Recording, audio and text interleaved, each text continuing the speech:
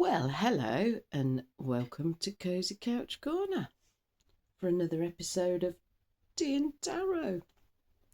And it's brightened up for the reading today because it was grim earlier. Oh, it was grim. It was dark. Grey clouds. Diagonal rain. Heavy diagonal rain to the point that the sheep had to shelter in the hedge in the dip. It's a good job they're waterproof, really, isn't it? Because I was thinking, if they weren't waterproof, their wool would just soak up all the rain and they'd just be really heavy and soggy. But they're all right because they're waterproof. And they instinctively know what to do when the weather's horrible. If there's too much wind or there's too much rain, they know where they can shelter. So they're pretty good at that. So, New Year's Eve. I didn't not celebrate it. I just wasn't staying up for it because after last year, and just memories of last year was a nightmare. The last New Year's Eve, which is, I think I stayed up to celebrate it, and then when I went to bed and I heard dripping and there was water coming through my bedroom ceiling in my spare room, which is when I found out I had a hole in the roof. And I've spent an entire year, it's the anniversary of the hole in the roof, because I've spent an entire year trying to get it sorted out. And have failed thus far. So this year will be,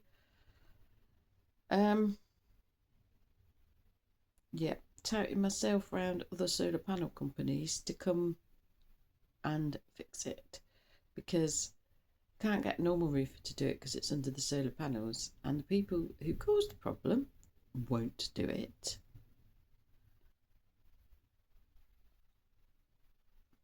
And nobody's going to make them do it. Although the other option, of course, is to get a solicitor, but even that won't force them to do it. That'd just be me trying to get my money back in the end, which is a bit of a faff and a complication, but I don't know how much it's going to cost me to get a solar panel company out with what's the stuff called? I can see it. It's not staging. What is it? Scaffolding? No. Is it scaffolding? Yeah. Scaffolding, isn't it? They've got to put up and then take panels down to get the roof and change the roof tile, and want them to check for any more, because I don't know, they broke tiles on installation, stuck them together with silicon sealant. Also, still, now I could have got me roof liner sorted, and I probably should have done that with hindsight. So that's what I've got to do, and some other stuff. It's always ongoing, isn't it? And I thought about, honestly, I get so fed up with maintenance in the house, and I think, I look at all these people in camper vans and think, would it be better living in a camper van? And but you still got maintenance, and you still got, you've still got to, keep your van going, make sure your van don't have an accident, and all the rest of it, because people have got in sticky situations where the van's been writ off and they've got to clear all the stuff out, and what do they do, and all that. So I don't know that that's any better an option. Getting a house that's a bit more solid, probably, or smaller with less maintenance might be better. Thing is, because my mental health was so bad for so long, things just didn't get done. Things didn't get looked after. Things didn't get sorted out. Things didn't get done because I couldn't cope with it. And then I'm feeling less overwhelmed by it, but then trying to get on top of it and trying to make up for all that time can be overwhelming. But I am getting a bit better at staying on top of it, and I've got some stuff done already. So still, I got the guttering and fascia boards done, which has protected the boiler room. I've got the boiler fixed, so at least I have central heating and hot water. I've got to get the garden still got to be cleared. It's still got broken fence panels and fence posts. That still needs doing. and the roof. And when I get upset about it, I just don't want to be here. I just want to be somewhere else. But I'm not in a position right now to be anywhere else. So I've just got to get on with it here, really. But I'm feeling a lot better about it than I was. I was feeling really crappy about it. So, and overwhelmed. I'm trying to stay out of that energy, Stay positive, keep going, do little things, and that's it, isn't it? Doing little things. I haven't made any New Year's resolution. I haven't picked a word. I was going to do something and I can't remember what it was. Oh, do you know what? Oh, I know. I asked myself, I still haven't got the answers, but I asked myself, what do I want to learn this year? And instead of getting sucked in to focusing on being cheesed off because I'm still here and I'm not where I want to be, focus on, well, while I'm here, what can I do? I can learn stuff. What do I want to learn? So I'm going to be, I still got to, I'm learning Spanish language, and it's like, well, what else do I want to learn? Because I've sort of dabbled in and out of things, and I get really interested in something, and then I'm like disinterested in it, like, oh, Taoism sounded really exciting, and then trying to get the information about the thing that I wanted without part of it, without all the other stuff around it, and trying to make sense of it was like not that easy, and I sort of fizzled out of that one. But I'll see what I'm interested in next, really, or what else I want to do.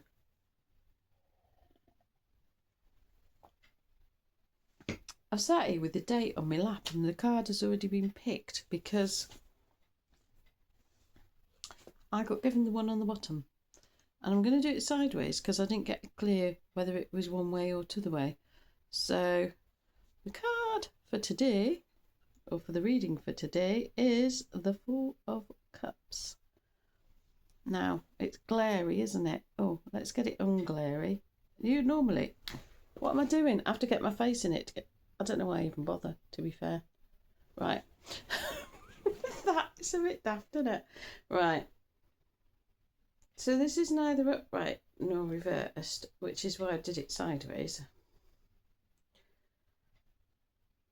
And I've only got the one card, so I'm not sure where we might be a magical mystery tour today, who knows? Sometimes it is, isn't it? I'm going to turn it upright to look at it. Why am I drawn to the peacock tail?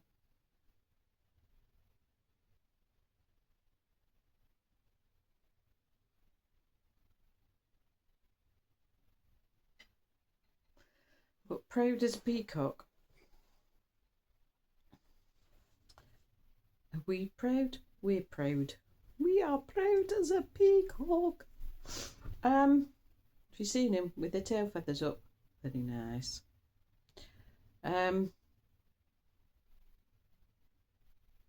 That's what we're proud about. We're proud about our achievements. And I think sometimes we have to consciously stop and look at our achievements, don't we? Because we're just getting on with life. And if you don't stop and go, well, what achievements have I had last year? Or how is it different? Or how am I different now from a year ago, 2 years, 5, 10, 30, whatever? And what have you managed to achieve? And sometimes, if we didn't manage the big things, it's looking at the little things we achieve. If you just stayed sane this year, or relatively sane, you're doing a brilliant job, I tell you. If you can stay anywhere near sane in this world, that's an achievement. If you manage to look after yourself, even if you had your downs, and every time you pick yourself up is an achievement. If you've managed to do more than that, that's brilliant, isn't it? But sometimes it does us to think about it, doesn't it? To look back and think about what we've achieved, even very small things, because it reminds us that we did these things, that we achieved these things, and it helps us to be more positive. Sometimes we just forget, don't we? We just don't think about it, and it can really pick us up. So we're looking at our achievements. We're looking at the future. And we're going to be looking at what we're going to achieve in the future. So it's one of those, it's almost like the Janice on the threshold again, isn't it? Except we're looking at the positive things. We're looking at the things we've achieved, and we're looking at what do we want to achieve going forward. And we can have big goals, but we also need to break it down, don't we, into baby steps. And there's this thing, and I can't remember where it came from now, 1% improvement. You're likely to be more consistent with small, regular improvements instead of trying to do great big things all at once. I mean, you might manage great big things all at once, but 1% improvement every day makes a massive difference over time. So especially if things are overwhelming, just a little bit, just a little bit of an improvement every day, and that will get us to where we want to go.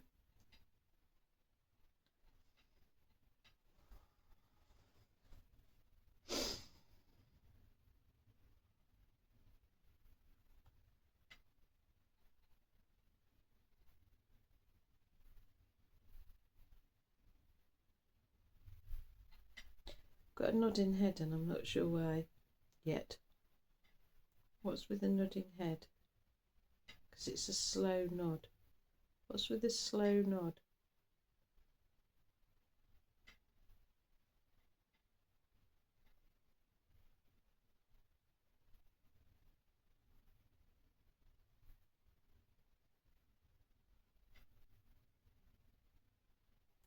Yeah.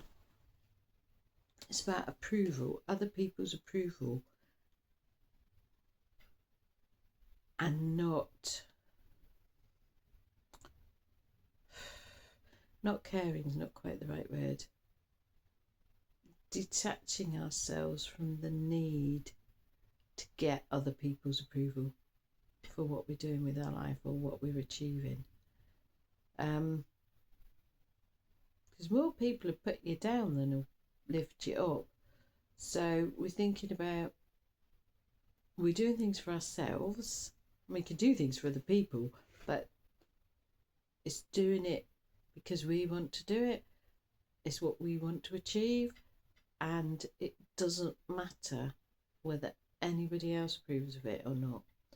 If people say it's a completely bonkers idea, it's probably the best idea. Ooh, ooh. So I put my head forward and my neck went crunch. Ooh, that's probably an improvement, mind.